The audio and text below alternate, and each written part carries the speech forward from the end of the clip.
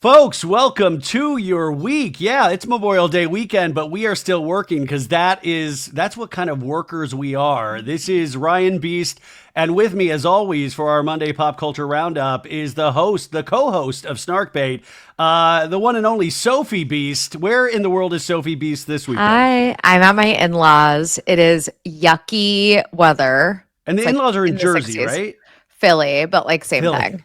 Philly, sorry. Yeah, and it's just I was hoping for pool weather. I want to lay out. I want to get my base tan going, but no. Is that important for all women once summer hits to get a base tan, or is that just Ryan? I don't want to hear it. You're drinking out of a mason jar with a glass straw right now. I don't want to hear this it. This is Rebecca. Rebecca poured me a coffee with. Wait. That wasn't a you women. That was like that something females. Oh my God. I always get so much shit because I say females instead of women. I've tried to tell you. I'm like, Sophie, females, but I still get comments, but it's like not anything personal. It's just there are those things that are ingrained in your head. So when they come out of your mouth, you don't even think twice. And then after the fact, I'll be like, oh wait, am I supposed to say women? Or because why is females offensive to say female? It's like dehumanizing. It's like you're talking about like a dog. Yeah, you're talking about like an animal, like but Sophie, do you really think I'm trying to dehumanize women in any sort of way? I know you're not. It's just you never hear people refer to men as like males. Like you're like men. That's a man. Unless you're Gabby on Summer House, right? She had West's number this week, huh? What did she say? She's like, "Shut up, West." Remember when West finally learned how to speak and put words together? Did we call him a male? No, I'm just joking. I was just saying that sounds like something Gabby would do. I was Team Gabby. Like, I know that Jesse Solomon is like the worst this season, but I still don't like West. I have not fallen for it. You guys, everyone has such short memories. They're like, guys, I actually like West now. And the fact that he had the fucking audacity to say to Gabby, you've been here for 3 years and like, what's your storyline, dude? And it's like, what was your storyline this season? But you know what I love about that is that I love that moment and the moment with Jesse and Lexi in the kitchen when he's like, we're on a reality show. And I love that breaking of the fourth wall, which Secret Lives of Mormon Wives is doing amazing at. But I love those moments where now they are talking about storyline. Like Wes is like, what is your storyline for the last couple years? Shut up, Wes. What's your his storyline this season is like Sierra giving him compliments and him being like, oh my God, she paid attention. That is like every week he'll be like, she touched my shoulder and that's improvement, which is kind of funny. If we didn't have the Jesse Lexi thing, we would really still be on West, but we have the Jesse Lexi thing. I'm still on West. I have not forgotten, but I also hate Jesse. Well, we're going to get to Jesse in a second, but it is funny to watch West try. It's almost like he has been in some sort of accident where he has lost all vocal capabilities. So he's having to relearn to speak again. So like even at the table, they're like, say something, West. He's like, I don't think you have good storyline. And then they shut up, West. And then it's so funny, that show, in such a stupid way. But let's get into one of the dark. When did you get to Philadelphia? How long have you been there? We drove Saturday morning. Okay, so you were in town on Friday, and I don't know what the energy, Snarkbait does dark energy, obviously, but was there dark energy in the city on Friday when news dropped that Jesse Solomon potentially hooked up with Erica Jane after the Bravo upfronts? What was the feeling like? There was a dark cloud over the city, over the town. I almost checked in on you like somebody does when there's an earthquake or something. I was like, how are you? And it's not like allegedly. It's been pretty much confirmed. Like Paige 6 is like, Paige, we can confirm that this happened. And if it didn't happen, I think that Jesse Solomon should be embarrassed. I think everybody involved should be. I think Bravo should be embarrassed. Erica Jane should be embarrassed also. Let me just say that too. But like, it is just so gross. Like everything about it is disgusting. Yes. I'm sorry. Okay. It's gross to even think about them bumping uglies to begin with. It's gross bumping uglies. Exactly. Making the beast with two backs. Missionary style is my favorite Erica Beast. Oh my God, stop. I'm going to throw up. Well, what do you think is a more exciting storyline for Erica? Her wallpaper storyline from this season of Beverly Hills or potentially hooking up with Jesse Solomon? I'll go wallpaper every day of the week. I know what you're trying to do, Erica and Jesse, and it's not going to work on me because this is an anti-story. Do you think that this is for like attention, for PR? Well, I think everything probably both of them do at this point is somewhat for attention, even if they don't realize it themselves. And also, I know you didn't watch Beverly Hills, but Erica Jane came at Garcelle for like dating famous people in the past, or like, that's your story. I'm like, girl, we've seen this done before, and we've seen it done potentially better. Remember when Giselle was dating Jason from Winter House? Jason, the guy that was with Lindsay Hubbard for a while, and he kind of popped up on Potomac here and there. There's a level of thirst when you have Bravo celebrities that were not initially on the show forming their relationship, but they form it after on respective franchises. There is a big hint of not even a hint. There is just desperation in that. And did you see that photo that they found of Carl and Erica and Jesse sitting next to each other? And Jesse has that shit-eating toothy grin on his face. Yeah, Ryan, you photoshopped yourself like on top of Carl's body. Yeah, I was there. Ask me anything. Yeah, I was. God, imagine how awkward Carl felt. Like, I mean, this Carl, like, is just, he can't get it right. He's like, I just chose to sit down, and now I'm part of this story. Oh my God. It's like, yeah, they probably did do it for PR and attention and like headlines, sure, but it like makes both of them look so bad. Like, it's so embarrassing for both of them. Like, I guess all press is good press. Yeah, but imagine, like, at what cost? Usually with Bravo couplings, there's at least a small faction of people going, hell yeah, that's so exciting. Cute. Nobody, there's literally nobody in the Bravo. Ashley Darby and Luke. Like, oh, that's kind of cute. Like, no, everyone's like, that's fucking disgusting. I mean, but also, I would expect nothing less from two garbage human beings. Well, I mean, Jesse's famous for saying on this season of Summer House, and I'm hard. Like, nobody is saying they're hard with this. I'm hard. And I'm throwing up. That's what I thought when I saw this. And just like Erica, I mean, listen, you're going down in age by like 30 to 40 years. Yeah, she is. I think Erica's 52 and he's 31, maybe. No, but the normal man Erica is attracted to is like 93, 94. Yes, correct. This is a big adjustment. Imagine Erica Jane over at Jesse's like apartment.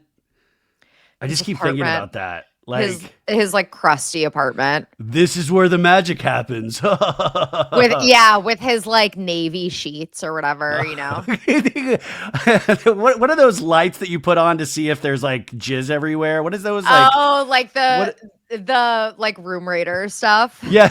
By the way, there's got to be shit on the ceiling at Jesse's place. It's got to be everywhere. Oh, and my God. West Place as well. But isn't it funny that this always happens in between seasons of these shows? Like, this is happening in between Real Housewives of Beverly Hills seasons, where the press is really taken to, including Page 6, saying that Erica Jane was probably going to come back in a friend of capacity. Yeah. So is this like a last dying breath of trying to get back in there, or is this just horniness? Probably. Yeah. Like, sure. Cool storyline. Like, cool. Could you imagine? I keep saying Erica Jane at the Summer House trying to get in there with the bed bugs. Like, move over, Paige. Make room for Erica Jane. Come on. Like, it'd be so gross. Oh my God, disgusting. And she would like need her like glam squad set up in the living room.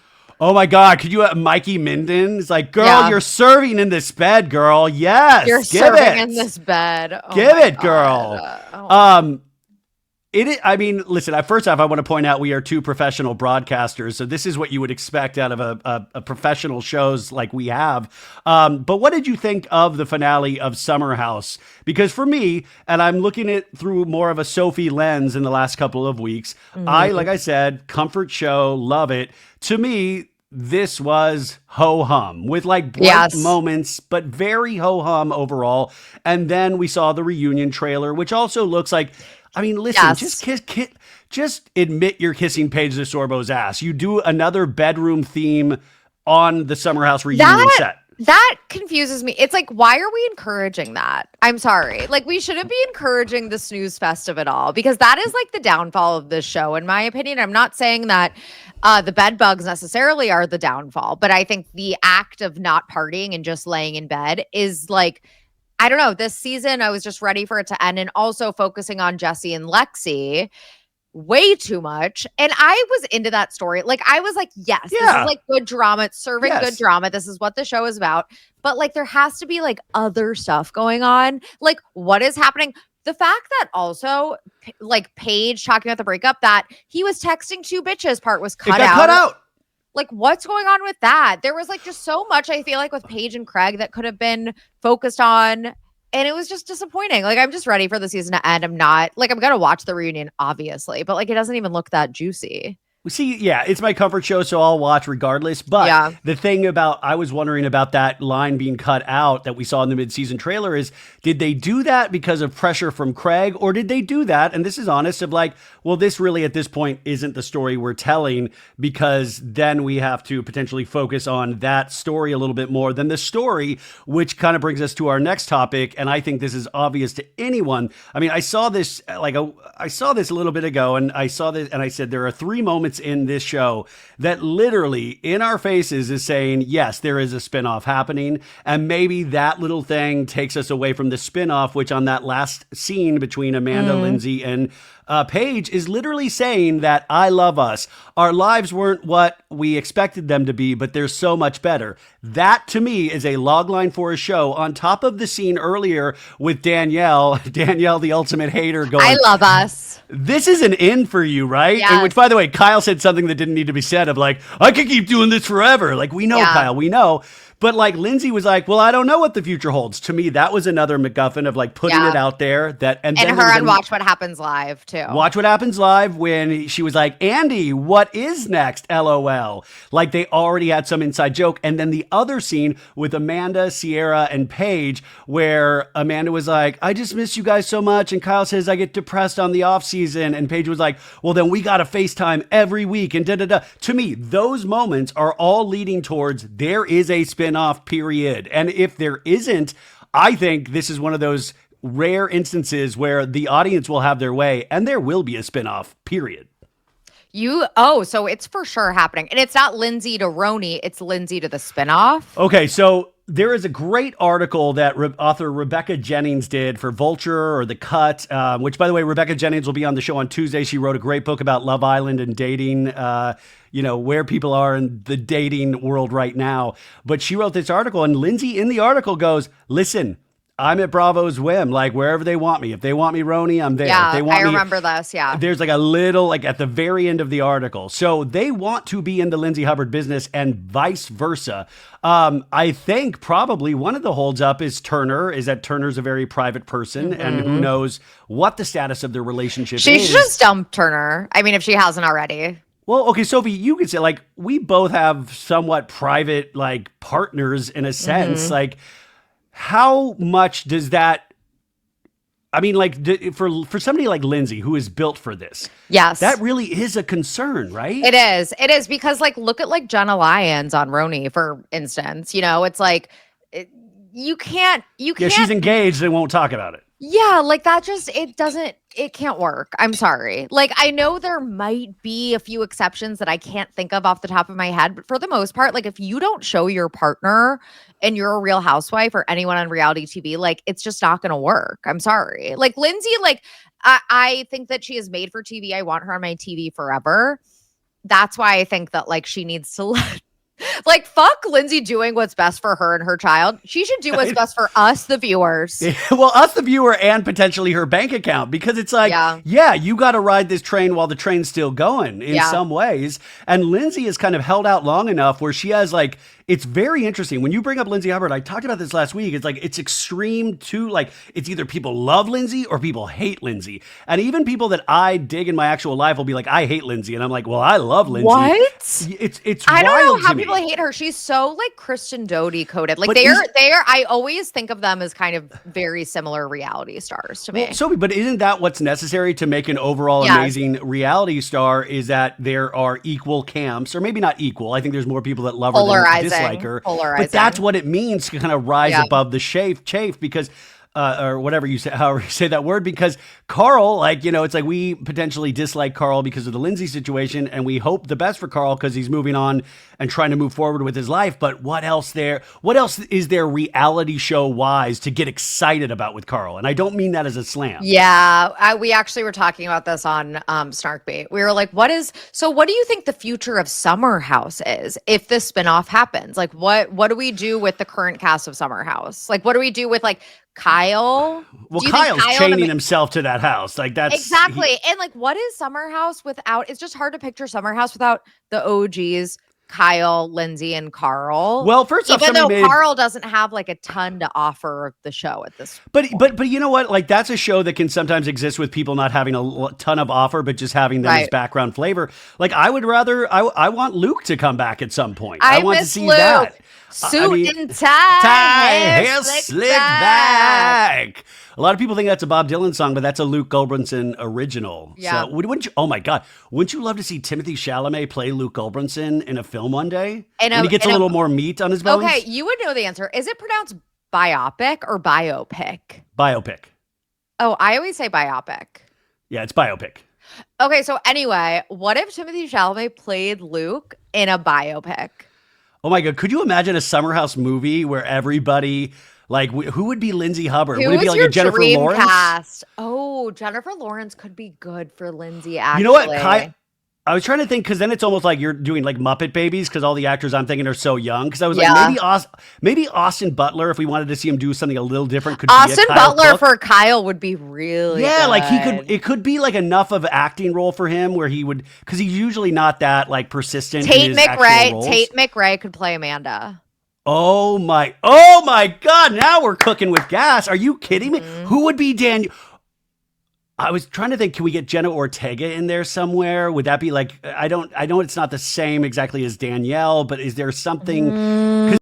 Okay, folks, this is exciting. Let's talk about our friends at Naked Wines. Now, we are fast approaching summer, and there is nothing that screams summer like a beautiful array of wines. And sometimes you are too busy to go to the grocery store or the wine store to grab them. But with Naked Wines, you can get the most beautiful, pristine selection of wine. You just go to the website, put in all the different types of wine you like to drink, and then they select these kind of amazing wines. Also, what I find it good for is if you're invited to something, and I don't get invited out much, but when I do, you're supposed to bring something. And nothing says you are a great guest if you bring a bottle of wine. So it's always good to have wine on store. It makes you the most interesting person at the party, right? And also, have you ever wanted to learn more about wine, but you couldn't figure out where to start? Or when you do start, it kind of feels like too much. So our next partner, Naked Wines, has changed the game for learning about wine without having to take a whole class about it, because boo learning. The podcast, this one, is sponsored by Naked Wines. It's 2025. Do you still shop for wine like it's 2025? Naked Wines is a service that directly connects you to the world's finest independent winemakers so you can get award-winning wine delivered straight to your door. And use our code SOBAD. Listen, this is so great. That should be the product code, but we're doing So Bad because that's the name of the show. So Bad for the code and the password at nakedwines.com. I truly want you to do this.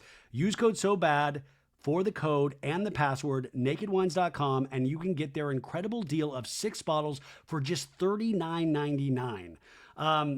I had my last bottle of Naked Wines 2 weeks ago because unfortunately I'm on a cleanse right now. I'd like to be drinking all of the Naked Wines, and it was just an amazing experience. We had a beautiful dinner with it. It was the perfect start to a really nice weekend. So how do they do this amazing deal? Naked Wines connects winemakers and wine drinkers directly, allowing for your vineyard to your door delivery at up to 60% off what you would pay in store. Now, by cutting out the traditional retail middleman costs and markups, winemakers can pass those savings on to you without skimping on quality. I don't know. This is just a really cool service. And when I went to their website, it really does kind of map out everything. And it really does ask, do you like bold flavors? Do you like whites? Do you like reds? I mean, it really is an exciting process. And the best thing is you do not have to spend time in your car to go get this. And it is relatively inexpensive. Naked Wines has been around for 15 years, over 15 years, and funds over 90 independent winemakers around the world. With no commitments or membership fees, you can enjoy Naked Wines hassle-free. And don't forget, you can pause or cancel this at any time, so just because you've got a trip coming up doesn't mean you can't enjoy Naked Wines before or after that much-needed vacation. So this is the big one. Pay attention. Now is the time to join the Naked Wines community. Head to nakedwines.com/SoBad. Click Enter Voucher and put in my code, Ryan Bailey's code, SOBAD, for both the code and password for 6 bottles of wine for just $39.99 with shipping included. My God, shipping included? So that's $100 off your first 6 bottles of wine at nakedwines.com/so bad and use the code and password so bad for 6 bottles of wine at $39.99. Whew, do this, folks. I'm telling you, this is a good deal. Danielle will say some really snarky comments, and Jenna's good with those kind of snarky comments. Anna de Armas. She's too busy with Tom Cruise right now. But what do you think about who would play Paige DeSorbo? Ooh, like Ella Purnell, maybe?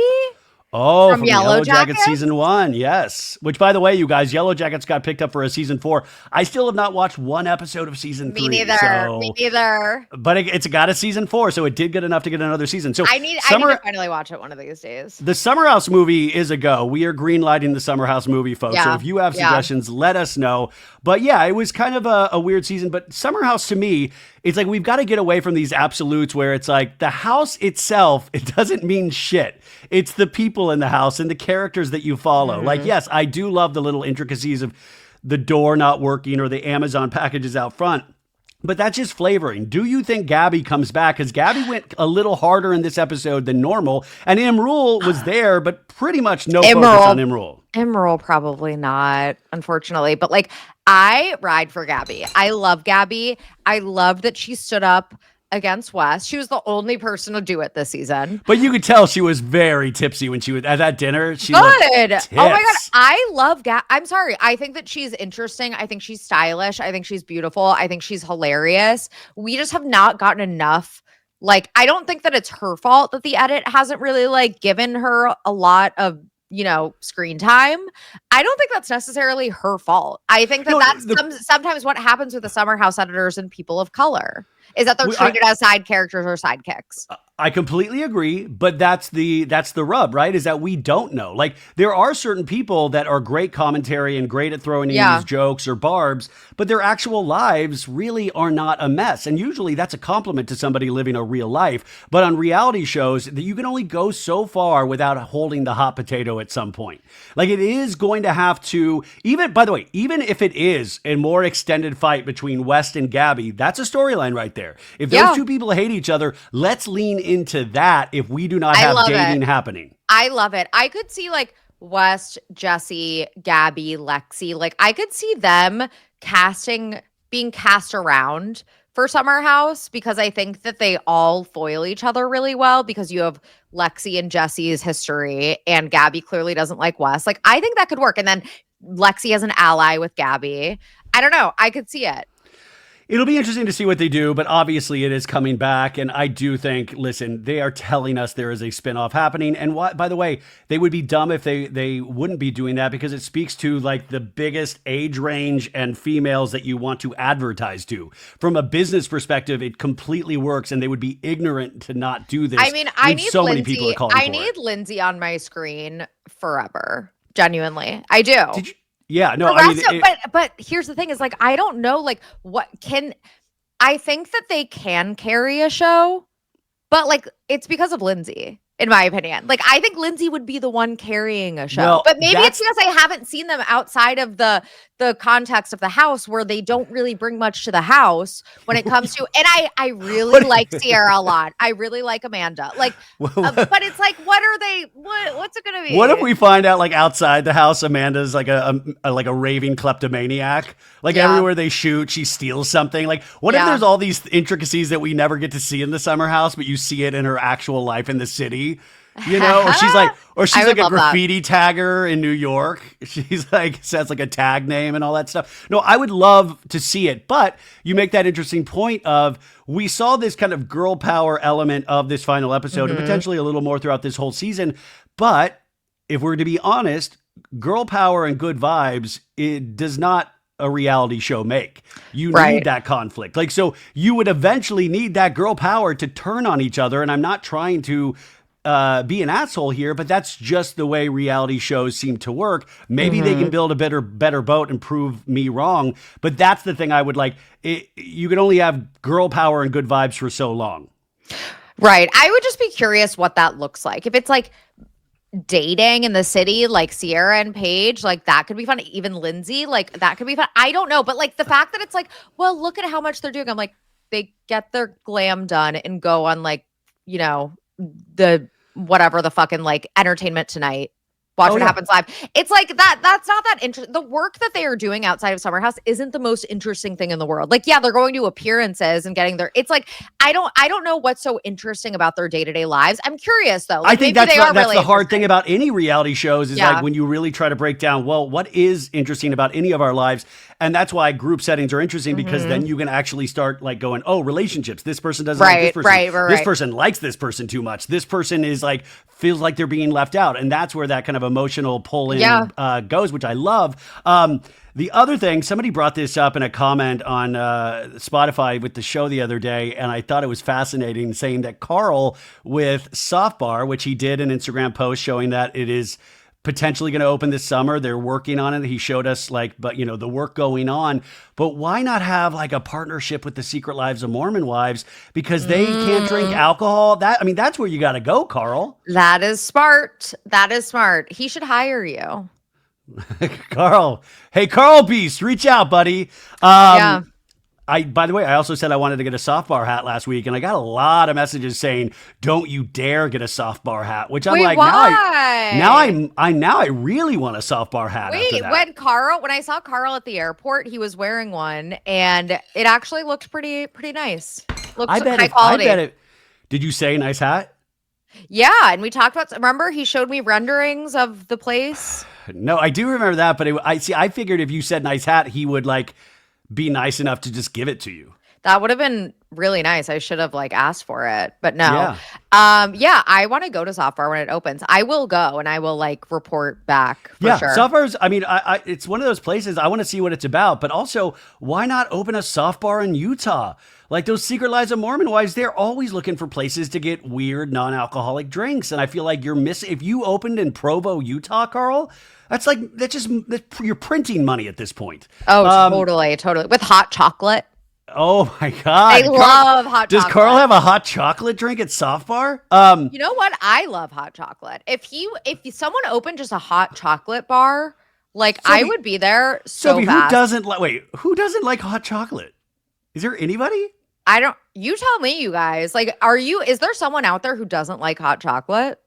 I would not trust that person. If you are one of those people, you should do some inner work this week because that is not. I love it. I actually had a dream last night that I was drinking hot chocolate. Now that I think about it, was it a sexual dream? Was it dirty? No, it was just that it was a hot summer day, and I was like, yeah, I want hot chocolate, even though it was a hot summer day. Yeah. Okay, so speaking of Secret Lives of Mormon Wives, we said this a couple weeks ago, and now I think everybody's catching up to the fact of the world really does revolve around Scheana Shay, period. I think we're blind to ignore that fact, and this is now slowly more coming out. And Scheana on her Shenanigans podcast this week, there's characters, if you don't watch, Jesse is a character on Secret Lives of Mormon Wives, and Demi, who is kind of turned into the villain of the second season. Well, there's this guy, Marciano, who was on Vanderpump Villa the first two seasons, and Secret Lives of Mormon Wives, part of the cast went for one of the episodes in the second season. There was some sort of connection with Demi and Marciano. I didn't really think it was that big of a deal from what they showed us, but then off screen, I guess they're saying, no, a lot of things happened. Even when I interviewed them off mic, they were saying, yeah, a lot of things happened. But also it wasn't just with Demi. Then Jesse, who is also friends with Scheana, and by the way, Marciano, I pointed this out, has been friends with Scheana for years now. In fact, he's in the last season of Vanderpump Rules. He was having drinks with Katie and Brock and Scheana. So he's been a part of this group. They don't name him on the episode because nobody really knew who he was at the time. So he's also Marciano Brunette, yes. Yeah. So he was at, I guess, TomTom, which is the fact that they still go to these places knowing that everybody is watching them. And so, if you're at TomTom and you're Scheana, people are going to be watching you. So Jesse's friends with Scheana, Marciano's friends with Scheana, and Scheana went on this long story where it was it made it seem like Jesse definitely cheated on her husband and said they're not in an open relationship with Marciano because they were so friendly there. Jesse and did. Then Jesse and Marciano. Right. Jesse was, and then Scheana and Brock drove Marciano home. He was on the phone the whole time in the back seat. They got to the house, and then he was like, I'm going to go back to Jesse's hotel. Because they're in the Valley. The hotel that Jesse was in Hollywood. And Brock's like, don't do it, man. Don't do it. And he went back. And then the next day, they acted like nothing happened. Or like, I think Marciano acted like something happened, but Jesse was like, no, nothing happened. But first off, crazy story. Crazy that it involves Scheana, but also Scheana is always at the fucking scene of the crime. But also, should Scheana be like? I love the honesty with the audience, and Scheana says, I told him not to do anything. But is that a story? I know everybody's going to say, yeah, it is. But is that a story for a podcast? Like, that feels like you're friends with everybody involved, including Jesse's husband. Why would you then, like, I mean, I guess as a fan, I'm like, great news. Yeah. But wouldn't that be wild to have Scheana just spill it all? Scheana's only allegiance is to, like, us, the fans, the viewers. I mean, I guess that's why she knows what she's doing, I think. Well, that's the question. It's almost like a performance artist. It's like, does she know what she's doing? Or is this just so Scheana that she can't help herself? And then afterwards probably realizes, a little bit of both. That's what I keep thinking. It was like, is Scheana like a big performance artist? And this is just her art. This is her canvas. The microphone is her canvas, just like us. But Scheana potentially breaking up one of the Secret Lives of Mormon Wives cast relationships, which, by the way, the onus would obviously be on Jesse and Marciano. But for Scheana to blast that out publicly, to me, was like so wild. I could believe it, but I couldn't believe it. So that's what's happening like, by the way, the third season of Secret Lives of Mormon Wives, it's going to be insane. They're all going to lose their relationships. They're going to start drinking alcohol. Like, they're going to go. Do you know when that comes out? I don't know specifically. I don't know if they're going to hold it for 6 months or a year, but I will say, like, when I did that interview, the cameras were there. They were filming season 3 during our podcast. Like, I was mic'd up for their cameras for season 3. They also did like the to be continued, like at the end of the last episode with Marciano, of season 2. Right? Yes, with that whole situation. And it definitely looks like they already had stuff filmed, obviously. So like, oh yeah, well, because everybody didn't like the Hulu announcement after the success of the first season. They said we picked it up for 20 episodes. We just saw 10, so the third season obviously is that back 10. But I truly don't know how Mom Talk survives. It's insane, and just I don't know how it survives either. But thank God it does. I just wish we could have spaced out the episodes a little bit more. Oh my God. I like tried to savor them, but I ended up just binging them like in a day. I want to keep talking about it for months to come. And it's just like, it kind of exits the public conversation in a couple more weeks, you know? Yeah. But we have the memories. Speaking of memories, this week, I believe on Snarkbait, you are covering a princess. You are covering Miss Nastasia Stassi Schroeder. Yes. We are doing a Bravo celebrity deep dive. So a lot of people, we were talking about this before we started, a lot of people forget the history of any celebrity in a lot of ways. And I think Stassi has benefited from people's short-term memory about everything that Stassi's been involved in. And what do you, not even with Stassi, but in celebrities in general, what do you attribute that to, of people forgetting some of like the disastrous things that they've done or said over the years? It depends. It's like a totally case-by-case thing. It depends on the person. If someone is likable enough, where it's like, oh, I really like Brad Pitt is a good example. It's like, we've heard a lot of really horrible things about Brad Pitt, but he is like such a fucking charming ass movie star. Same with Tom Cruise. Oh, I know. Like, listen, I do not agree with a lot of the things that I've read and seen about Scientology, but God damn, am I excited to see Mission Impossible. Exactly. Because I'm so excited that he's so passionate about movies. And I know that's weird on me, but at the same time, I'm like, this dude is asexual to me in my eyes. Like, I don't care if he's dating Anna Darnis, and I don't think he cares. He just wants to make movies, period. Exactly. He's just like a movie star. And like Stassi, I think, not to compare to like Brad Pitt and Tom Cruise, but she is charming and likable. Yeah. And I think on the other end, she has a funny, like Paige DeSorbo. And then on the other end of the spectrum, you have like Chrissy Teigen. Which I have a story about Chrissy Teigen here in a second. Yeah. So Chrissy Teigen, I like forgot she existed until, she's been in the news because of her. We'll talk about it. But like, she's just so not likable, in my opinion. And I think a lot of people agree. But at the time, they were likable. So it's interesting because I remember the days I never found her likable personally. So I remember the Twitter Chrissy Teigen days when she would be firing off snarky ass comments. BuzzFeed was obsessed with her. Oh yeah, I remember all of it. By the way, I have I don't have a lot of kitchenware, but I have a Chrissy Teigen skillet set I got from Target, which actually was a decent skillet set. But she had like the world at her hands. She had those Cravings cookbooks, right? Mm-hmm. And it all fell off. And a lot of people pointed out all the things that she had said or tweeted, especially against Courtney Stodden, telling her to off herself. And a lot of people were like, oh, I lived through that, but I didn't really think much about it at the time. And for all intents and purposes, Chrissy has seemed to go underground, but at the same time still try to be overground and do things in the public eye in a sense, but not enough where she once was. So it does seem like brands are still tentative to work with her. Yes, exactly. So it just depends on the person. But with Stassi, and like this is coming from someone, I used to be obsessed with her. I literally went to I've talked about this before, I'm sure. Yeah. I went to meet and greets where I like met her and I was like, oh my God, Stassi, I'm your biggest fan. I would literally doodle in a notebook. And I found this when I moved a couple years ago. I doodled in a notebook, what would Stassi do? Like, that's how obsessed I was with Stassi. Like, I was obsessed with her. And now I don't like her at all because of the things that she has said in the past that I am still not over. Like the whole Faith Sour situation. Obviously, that's what got her fired from Vanderpump Rules. But also during the Me Too movement, when she said, I don't understand how someone can force you to suck his dick. Like, I don't know. If Harvey Weinstein tried to force me to suck his dick, I would just bite his dick off. Yeah, I think I brought this up on the Patreon or this show a couple weeks ago because I remember that instance where she said she just couldn't comprehend how these women were letting these things happen. And to me, it was such an off-color, weird remark.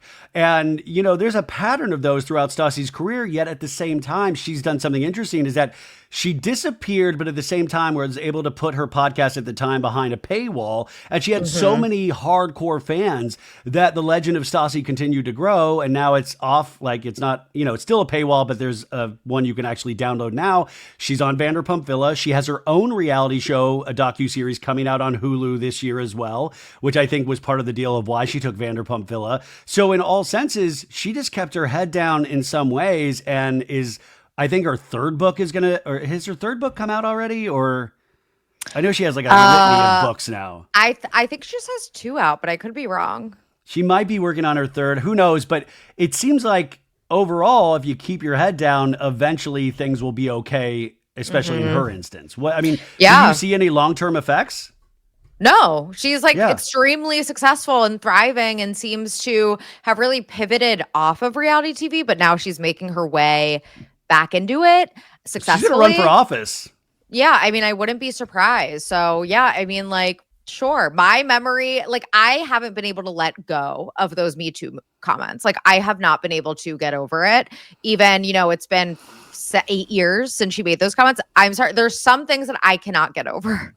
Did she ever go on record saying, I completely understand people's furiosity? She ended up apologizing. She lost a bunch of sponsors and obviously was her feet held to the fire, and she eventually apologized. But like, I did not personally accept it. And then when the Faith stuff happened, like, I just had no reason to stand her again. So like, I don't know, but she has clearly found so much success and has like these long-term fans that have stuck by her side. I'm just not one of them. And Doute, by the way, I mean, a similar situation, but handled a little bit differently, obviously, is now Doute is very praised on the Valley. You know, everybody's like, oh, I love Doute. She's our anti-hero. Well, and also Doute seems to be weirdly the moral center of the Valley, which really says something about the Valley, is that how Doute and Luke are the moral center of this wild, weird show that I don't want to change at all. Like, and by the way, I'm getting really tired of people. Like, I'm like, yeah, it's dark, but that's what I'm choosing to. I want to watch it. Like, I don't want to watch it light. People saying it's too dark, like, okay, then don't watch it. Yeah. By the way, don't watch it. Let me direct you to Nick at Night, please. Yeah, like Teletubbies is over there. Yeah. This show's for grown-ups with emotional problems, please. Yeah, and like the more the season goes on without Jax, we do not need him. We don't. Yeah, so he comes back in episode 10, you guys. And wow. What episode just aired? Episode 6. So episode 7 is this Tuesday, and we do get... Oh, no wonder he wanted to, like, annihilate Brittany. He's like, the entire season without him, basically.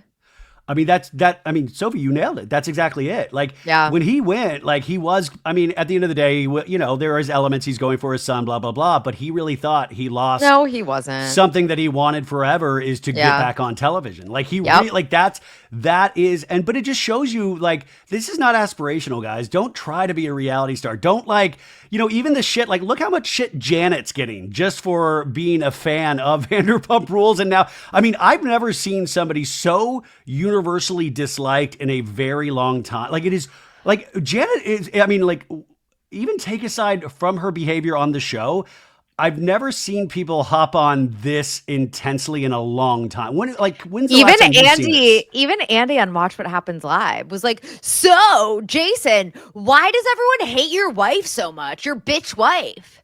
I've never heard Andy ask that before. Well, I think because he's even mystified of, like, I've never seen something and that's saying a lot for Bravo. You know, it's like, it is weird because if you come at Janet for, like, going to this pool party with Scheana and maybe becoming friends with her there, and she was a fan of Vanderpump Rules, I mean, during that time period, if you were of a certain age and demographic, you were going to love Vanderpump Rules. But also, how different is than anybody else on that cast? How different? Like, Zach used to tell, like, he was the assistant for what's her name from the Pussycat Dolls, Nicole Scherzinger. He used to be Nicole Scherzinger's assistant. I didn't even know that. Oh yeah, she did an interview recently with Andy on Sirius XM, and she was like, "Oh my God, Zach used to say his dream was to be on a reality show all the time. So how is that different?" What? That's someone's dream? But Sophie, I think it's all of their dream, except maybe Luke. I think Luke didn't even have a working television up until a couple years ago. Oh my God, Luke. God bless his soul. Yeah. Janet and the whole, like, Al-Anon thing. Okay, so the Al-Anon thing, you guys, if you might not know, they edited it out for the rebroadcast and they edited it out of Watch What Happens Live, but there was a comment in the first 10 minutes of the show where Janet brought up that she had heard potentially that Nia had gone to Al-Anon, which, let's point out, is an anonymous place. Yes. She also brought it up in the context of saying she had a partner that dealt with drugs and alcohol. So she thought, in her words, that she was sharing something, but that is not, I think she knew, and she apologized on Watch What Happens Live, but that got edited out at all. Yeah, they ended up cutting that too. It's just, like, fucking disgusting. It's like scum of the earth behavior. Like, what do you mean you're outing someone for being an Al-Anon? It's literally anonymous. Like, it's just so evil. We say this all the time, Sophie. Is that all of your, like, I was like, you have tons of groups of friends, Sophie. Like, I've met a lot of them at the wedding. They're all amazing people. And the one things with groups of friends is, you know, I'm still learning this, is that you don't literally try to make their lives worse and shit talk them about their most painful moments or things that they potentially want protected because they're actually working on it. And Nia and Danny, whatever you want to say about Danny, that is super gross what he did to Jasmine and his girlfriend. Can't defend that. But if you are in multiple different forms of therapy, if you are handling it as a family, if like Nia's going, no, it was not okay, isn't that the kind of relationship that we should be not emulating, but that's what you need to do in a relationship if you care and love about your partner, is work through things together. And that's why, like, the Jax Brittany thing, you can't compare, because this dude is admitting to doing, like, coke abuse for 13 years on the show, and he was forced to go to this, you know, and he's choosing, like, of course Brittany's going to have to talk about it. Of course Brittany's going to have to, and also Brittany, whether you like it or not, is kind of the de facto lead of this show. Yeah. So she does have to spill more than Nia. Yeah, no, totally. And yeah, I mean, it should be up to Nia and Danny to talk about this stuff. But Janet, I think, from being such a long time reality TV fan, is like, I know what I have to do. I need to stir the fucking pot, even if it's at the expense of my interpersonal relationships, because that is what makes a good reality star. So she thinks that she is going to become a good reality star from doing this, but it's just making everyone hate her. Okay, but here's the question, though, is do we, in 3 years' time, do we end up saluting Janet going, oh, I saw your plan all along, or do we get so turned off in these first 2 seasons that we won't even entertain? Because like we always say, the pendulum swings. Like, and she, in her defense, is saying, I am saying these things to be a good friend, but at the same time, we know Janet to be very smart. Everybody in the cast says how smart Janet is. So there is this element of, you must potentially know what you're doing. If you put it out on camera, people are going to hop onto that and grab onto it. And then Nia shares this story about being like living in a car and being broke. And then, like, I just want you to say things to my face. And she leaves and they all start shit talking her again. Yeah. No, it's amazing. I know.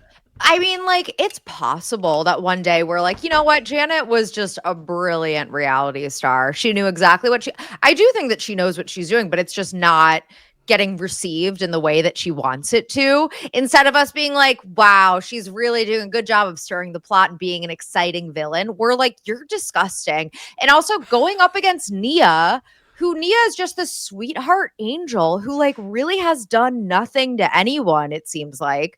And I think they get upset that we say things like this. I think because they're like, I know the real Nia, or like they don't trust that Nia is who she says she is. I think I think they are upset by the fact that Nia has been just like, by the fan base is like, yeah, Nia's so sweet, so cute, like just nothing bad to say about Nia anywhere. Whereas like Brittany has gotten a lot of criticism. Janet, of course, has gotten a ton of criticism. Michelle, the Bravo fan base does not like. And then Nia just, you're a disaster. You're a disaster, Sophie. Don't threaten me. Don't threaten me.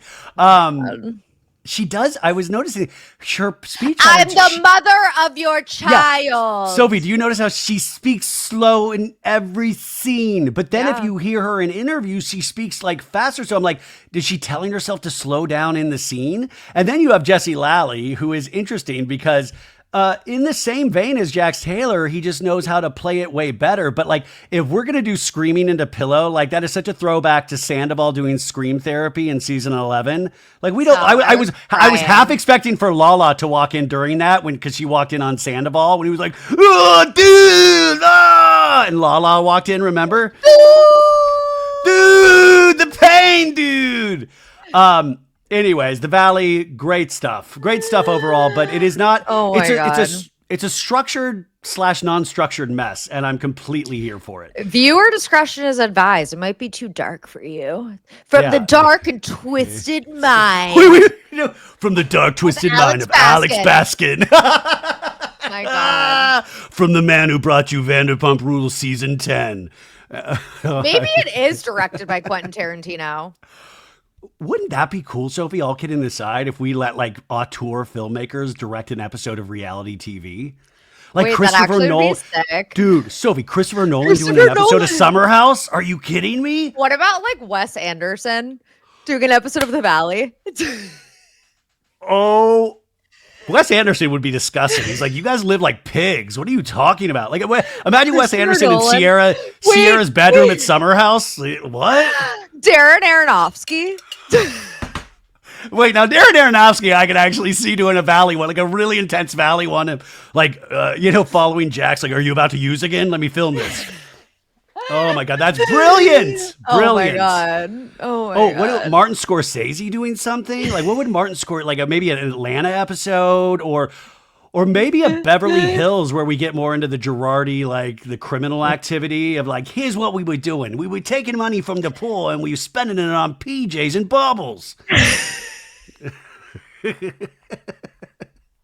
Okay. The Departed. Why can't we work at Bravo, folks? We would turn. Seriously. I mean, by the way, the network doesn't need turned around, but I think we could add a lot of flavor in here. Okay, we just talked about this before, but let's bring up exactly as Chrissy Teigen wanted a little attention this weekend, so she came forth with the information that she has gotten a hairline lowering procedure. And I haven't seen something. I'm like, did you consult Teresa, like from Jersey, like a hair lowering? Yeah, like what? I didn't even know that was a thing you could do. Why? How would you know you wanted to do that in the first place? Was your hairline going back to the middle of your head? I've never heard of that, and I would be fucking terrified. Do you think John Legend is like, fuck, dude, I have an actual talent. Let's just focus on that. I don't know. Like, she also is just kind of I don't want to say ruined her face, but like she has gotten so much work done at this point that like she's uncanny looking. And it's been that way for a few years now. Like my advice to her would just be, maybe just like take a break. Take a break. Yeah, I mean, but you're right. Maybe she just wanted attention and she got it. She like went live on Instagram with like bandages all over her face. And now it's like all over and that's the last. I mean, I can't remember the last time I saw her all over the news. She has kind of just been irrelevant in my world, in the world I'm living in. Yeah. I did a procedure this weekend. I moved my asshole to my mouth. And look at me, look at me. Hey, look at me, everybody. No, but like that's the kind of money I want to get. I want to get hairline lowering money where I'm like, fuck it. I've got so much money. Why not just lower my hairline? I want one of those deep plane facelifts that Kris Jenner and Anne Hathaway and everyone is getting. Well, you are in luck because that was our next story. Was we talked a couple weeks ago congratulating Kris Jenner on her new face. Like truly magnificent work. Well, we have finally, not us the show, but the world at large has tracked down Kris Jenner's plastic surgeon, and folks, it is $100,000 to even consult with him. His name is Dr. Stephen Levine, and he is the one that is allegedly behind the new faces of Anne Hathaway. And who else did he do? Anne Hathaway, Kris Jenner, and was it Demi Moore? Okay, he looks 12, by the way. He did the work on himself. I just looked him up. I was like expecting some like old man. He looks 12. Anne Hathaway, and then there was someone. Oh, Lindsay Lohan. Oh, that's it. You cannot argue with this work. It truly is the substance for the real world. Wait, but it was funny because Anne Hathaway's people have been like Lindsay Lohan is not trying to deny it. Kris Jenner obviously isn't. Anne Hathaway's people like put out a bunch of stories being like, if you think Anne Hathaway got a facelift, think again. She actually got a facial at this place and this is her skincare routine. Like they're trying to deny it. And it's like, no, we know that and she looks amazing. Don't deny it. Anne Hathaway smothers on CeraVe. That's her secret. That's like, shut up. So this guy, by the way, none of us can get in to see this guy. His dance card is full forever. But is Kris Jenner, single? You're married, Sophie. Calm down. Not for me. Not for me. Okay. It doesn't say. Oh, no ring, you guys. No ring. I'm just thinking he sounds Jewish. I have a lot of single Jewish girlfriends. By the way, if you are a single woman living in the city, that's the reality show I want to see, a dating show with Dr. Stephen Levine. Oh, yeah. Oh, short. He's short, you guys. He's short. Okay, never mind. Short king. Short rich king. Do you think Corey Gamble is like, girl, this isn't what I signed up for. I wanted a girl that looks 60 years old, and now this is too much. Do you think it's like Corey Gamble? Like Corey Gamble is looking older than Kris Jenner at this point. And by the way, you can tell Kris Jenner is pleased as punch with this work. She was just out for Lauren Sanchez's bachelorette party, which is a whole other mess. And she is loving life. And is there something potentially demonic with this kind of work, or is this just a gift from God?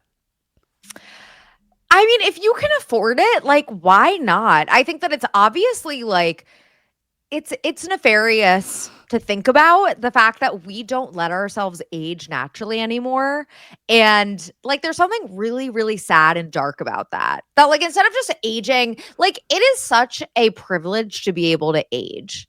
Like a lot of people don't get to. No, I know we're joking around about that, but more than this last month, I've thought about that more than ever. And I do this like gratitude journal, which is so cheesy, I know, but it's like, one of it is like, is that my body's working, or that really trying to like, hopefully take care of myself better in the next, because I do want to try to live, a decent life as long as I can, where it's like I can actually walk and I sit my big fat podcaster ass on here so much.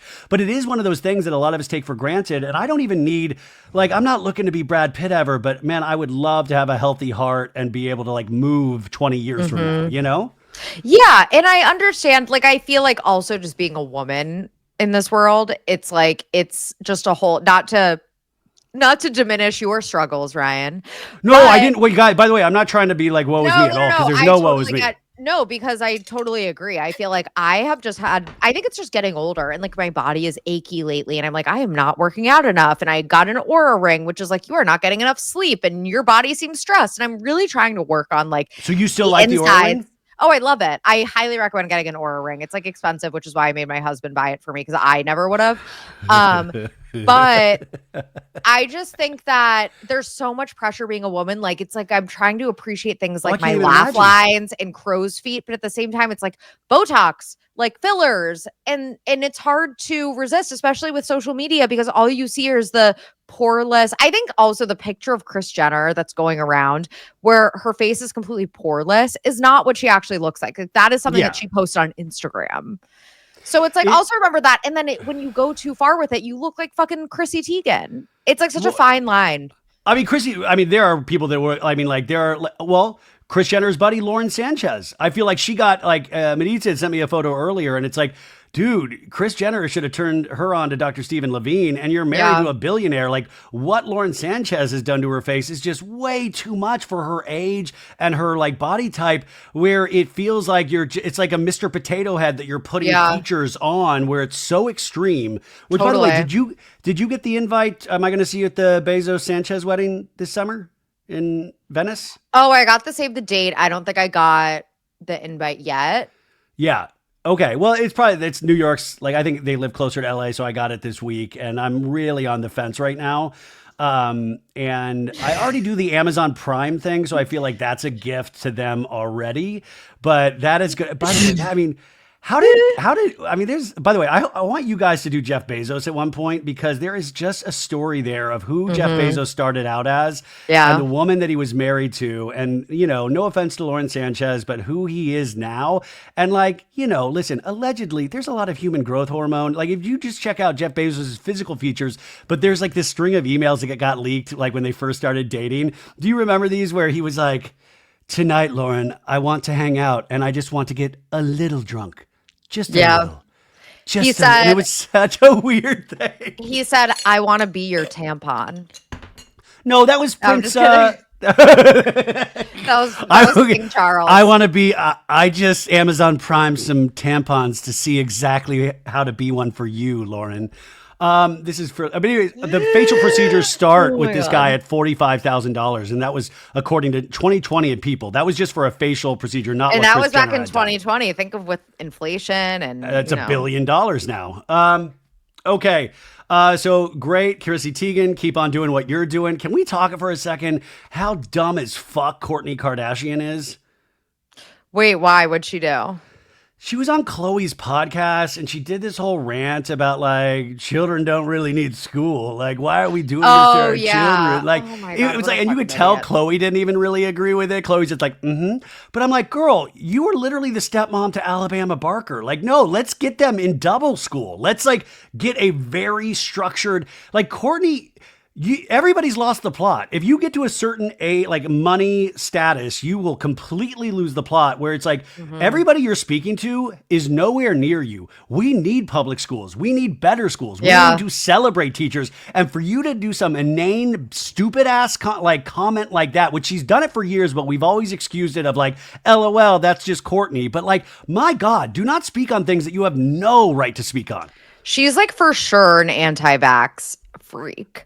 But also there was also another part during the Khloe and Kourtney podcast where, did you see this, where they FaceTimed Kim and she was getting ready for the Met Gala, and there was clearly some tension between Kim and Kourtney. I haven't watched the show in a while, but there was very obvious tension. They do not like each other.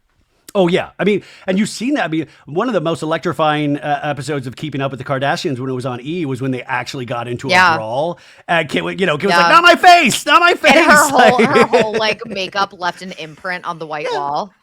By the way, I'm an art collector, I would have paid, I don't have that money, but I would have paid to have that wall taken out and put in the museum of Kim's makeup on that wall. Yeah. Yeah, I know you would have. But yeah. I think people would come from different states to see that. Yeah, Kourtney says stupid shit, and we're just going to keep allowing her to do that because she's achieved a level of success by osmosis. She's also just I'm sorry. What does Kourtney? I mean, she doesn't contribute anything to society. Your Lemmy Purr vitamins, you do not contribute anything. But even Khloe's new protein popcorn, it's I want. Oh, I heard it's the goal, disgusting. You guys. I heard it's so disgusting. Get to a point that you're rich enough where people bring their decently okay ideas, and then you just slap your name on it, and then it's like pretending Kindle was in the the agave fields of Mexico to come up with 818. Yeah. Even though she has pictures there. It's like the Lisa Barlow. She was harvesting the agave herself. Also, it's interesting because Courtney is the only one that graduated college. So you would think that she would have more of an appreciation for like an education, but apparently not. I always say open the schools, but maybe Courtney was right. Close the schools. It didn't do shit for Courtney. Yeah. Okay. This week, folks, exciting news in TV. We have the return, the third season of And Just Like That, Sex and the City, Duh. And unfortunately, folks, one of the people that we've enjoyed talking about for the last couple of years, Shay Diaz, is not a part of this third season. Oh, yeah. Wait, has the premiere aired yet? No, it's this upcoming week. It's my God. Thursday. That was also in my dream. The And You were Just drinking Like That hot premiere. cocoa with Shay Diaz? Yes, basically, yeah. Okay. Dope. I mean, well, by the way, isn't it so, I mean, give us, there are things that I love to hate. You know that if you listen to the show. Yeah, Shay Diaz was just so funny to make fun of that I almost will miss them. Shay Diaz flew too close to the sun, and now the actor Sarah Ramirez, who I believe played Shay Diaz, we all hated her too much, and now we do not have Shay Diaz, and I'm sure I'm still going to love the show and blah, blah, blah, but I'm always going to be, wouldn't it be funny in the first episode if they kill off Shay in the most painful way possible? Oh my God, it would be like a Final Destination death. Can you imagine? Shay Diaz fell off of a roller coaster. It was a huge accident. There's it's a zoom in of a nail slowly unswiveling of a roller coaster. And then it goes flying, and then it just goes. And then later we found out. And she has a one-liner where she's like, "Men always told me, why do you only eat salads?" And then we get night vision, security footage where we see a gentleman that we know only has one ball unscrewing a screw on the. He's like, what's up? I didn't do anything. I was watching the NBA game with the kids, Miranda. I didn't do that with Miranda, are you calling me a murderer? No, I love you. That'd be amazing. So that God, is on the hire us. Okay, Bravo. By the way, we're on fire. I know. Also, big news, if you're a Dancing with the Star fan, we have the second cast member revealed this past week. It is influencer Alex Earl will be dancing her way on Dancing with the Stars. Sophie, thoughts on this? I mean, it just seems like she's too busy for that, I feel like. I don't know. Dancing with the Stars, I always feel like it's kind of just you have nothing else to do. Well, too busy, yeah. So her primary thing is got famous on TikTok. She had a podcast with the Unwell Network. That is no longer. I don't know. Does she still do a separate podcast? No, I don't think. But she's always at events and parties and brand trips. Yeah, she goes from Coachella to a wedding to a brand trip to a wedding to a there's always something, which seems exhausting. And I guess is she just. I've never followed Alex and I don't really know her content, but she must just be so entertaining. Is that people love her? Even some of my elder millennial coworkers love her. It's not just Gen Z. People just find her very endearing and likable. So she's a good influencer. We like her. Yeah, she talks to the camera. I mean, she has her fair share of controversies or whatever you want to call it. I don't know. But she talks to the camera so you feel like you're her friend when you watch her. But yeah, I've never been I'm just not a get ready with me type of that's not the content that I consume. But I see the appeal. I want an OOTD from you soon, Sophie. Outfit of the day. Come on. Take over Stassi's. A GRWM and an OOTD. You just made my brain short circuit. Yeah. SLOMW. What is that? Secret Lives of Mormon Wives. Oh, yes. Slow-mo. Yeah, slow-mo. Sorry. Slow-mo. Yeah, we call this show Spig, and Sophie's show is called Spa, and we're trying to put that into the lexicon of the world. So we're going to get more cast announcements there. Now, do you have about 10 more minutes, Sophie? You good? Yeah. Okay, so this I wanted to bring up with you, and I was kind of excited about this. Now, I know you are a huge fan of Survivor. I tried to get you to apply. I don't think you did. But Should I still do it? I already told you yes, but you're not going to get on until season 51 at this point. So the official cast announcement for Survivor 50, we just finished Survivor 48 this past week. It's going to be announced on Wednesday, May 28th during CBS Morning at 8 a.m. Eastern Standard Time. And have you looked at any of these rumored cast lists, Sophie? No, tell me some. Well, the one that I am hoping for the most, even though is that I am hearing that Mike White might be on Survivor 50, the creator of the White Lotus. And he also was on Survivor. Amazing. He is on 2 seasons of The Amazing Race. But can you imagine Mike White? Now, they would vote him out first because he already has money. But if you were Mike White, wouldn't you just be like, I'll put you on the White Lotus if you don't vote for me? That would be amazing. Yes, I would love that. So we got him. Else? We have Ozzy. Ozzy. Oh yeah, Moose. Ozzy from Micronesia and Cook Islands. Yep. Sari Fields, obviously. Yeah, Sari. Amanda Kimmel, who was a 2-time finalist. She's coming back. That's what they say for Survivor 50. This is just rumored list. She is completely disappeared. Like, you cannot find her on social media. So that would be amazing. She's from China and Micronesia. And then I think Heroes versus Villains. Okay. Colby Donaldson, who was one of the, I think, season 2 Outback. Of Survivor, right? Yeah, he was like the OG, like, heartthrob. Funny story about Colby. I think I might have told you this before. I worked on this film a long time ago called Minority Report with Steven Spielberg and Tom Cruise. And it was right around the Wait, were you an extra on that?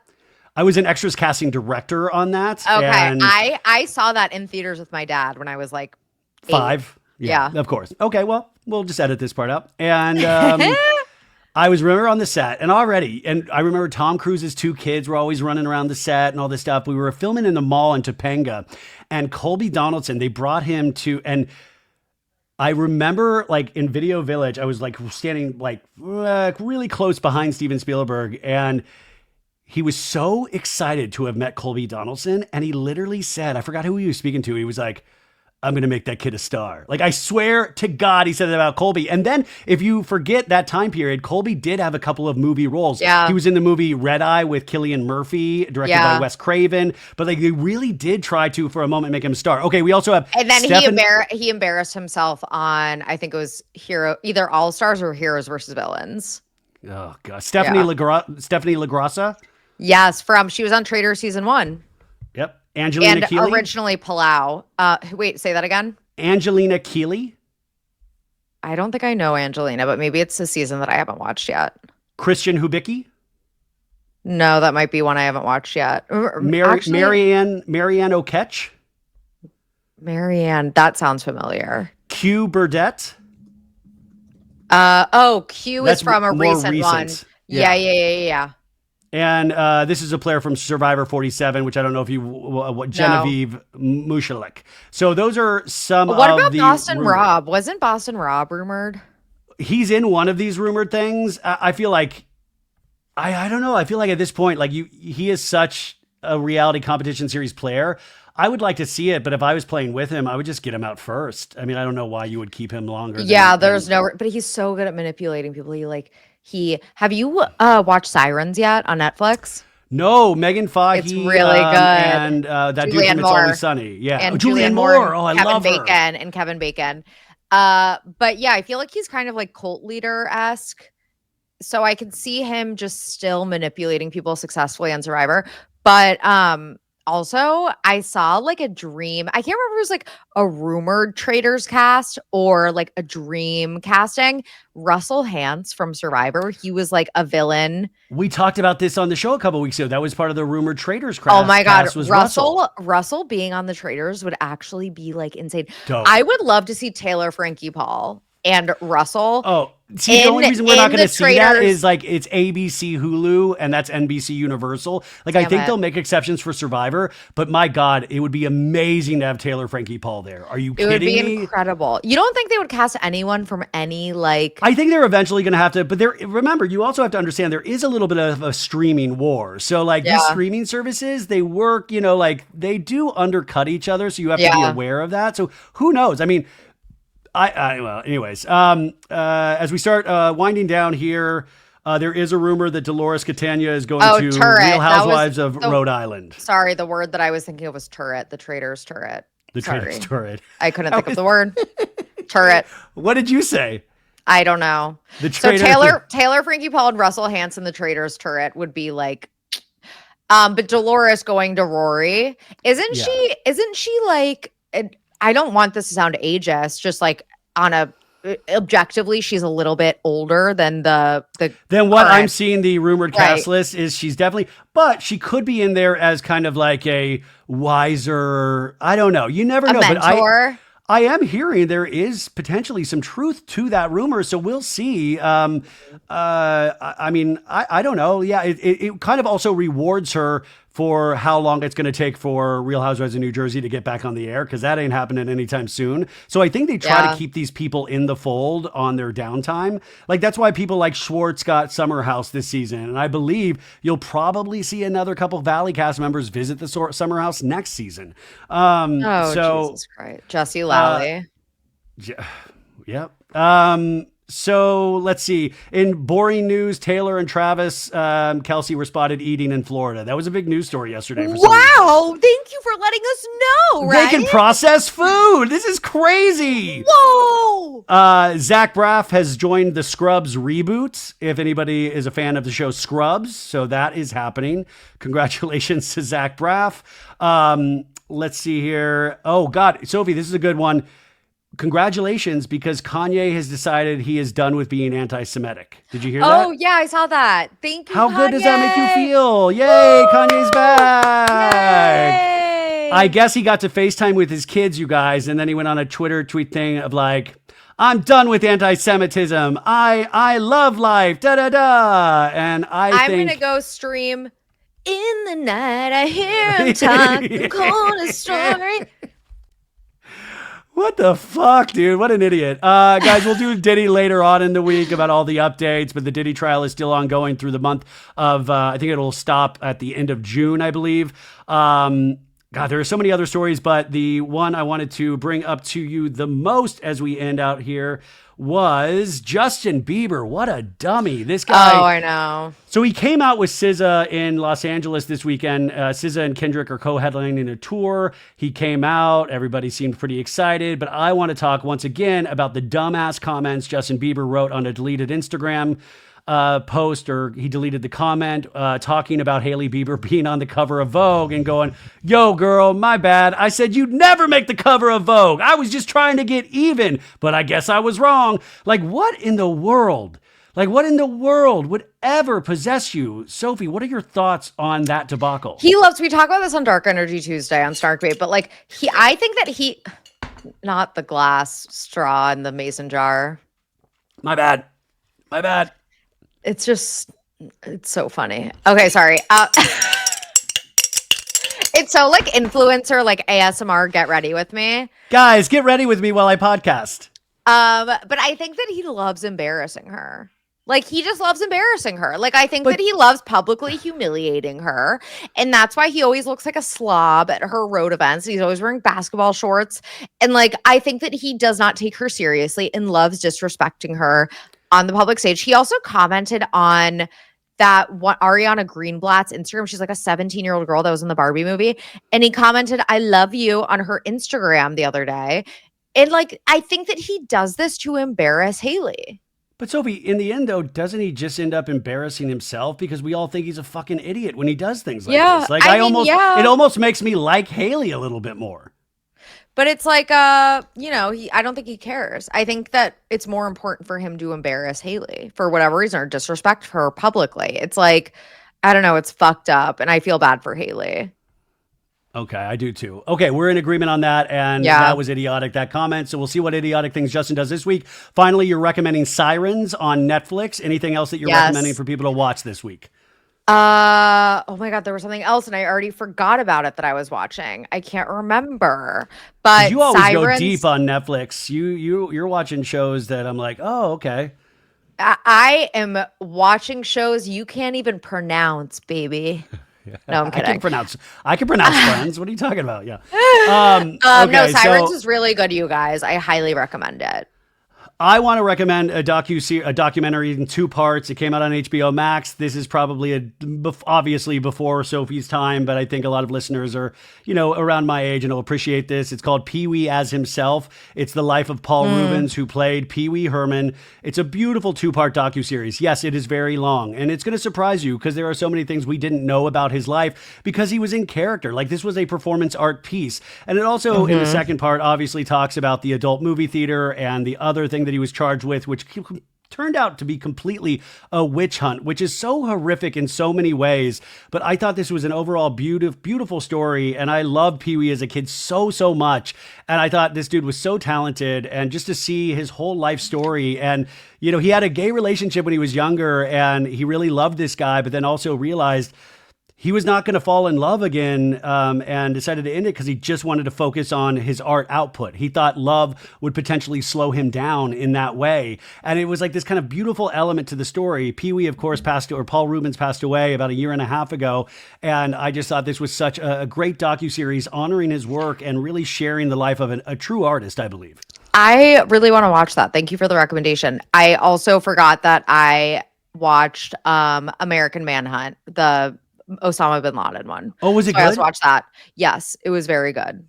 Oh, I watched that Untold, the Brett Favre story on Netflix. Oh, I watched that also. What a piece of shit. What a piece of shit. Yeah, Brett Favre fucking sucks. Ugh. He really does fucking suck. You guys, it's only an hour long, or like 53 minutes. I watched that and the Liver King one, but Netflix does this great Untold thing, kind of about sports stories. I don't follow sports that much, but I love a good sports docuseries or documentary. So those are on our radar too. So, okay, Dark Energy Tuesday over on Snarkbait. Go subscribe to their Patreon as well. Go on Thursday, covering Stassi. That's going to be a huge one. Oh my God. And guys, I hope you had the best, most restful Memorial Day weekend, and we'll be back with all new shows, including on Tuesday, Rebecca Jennings, the lady who did write that Summer House piece. Summer House is for the girls, but also has a brand new book about Love Island called Be the Bombshell. And we're prepping for Love Island USA. So it's a great interview, and tune in on Tuesday. Also Tuesday. Love Hotel is really good. I forgot about Love Hotel. Yeah. We always forget, but I love that as well. It's just a nice, Love easy, Hotel breezy is show. Great. Yes, exactly. Okay. Thank you guys. Bye. Thanks, Ryan. Bye.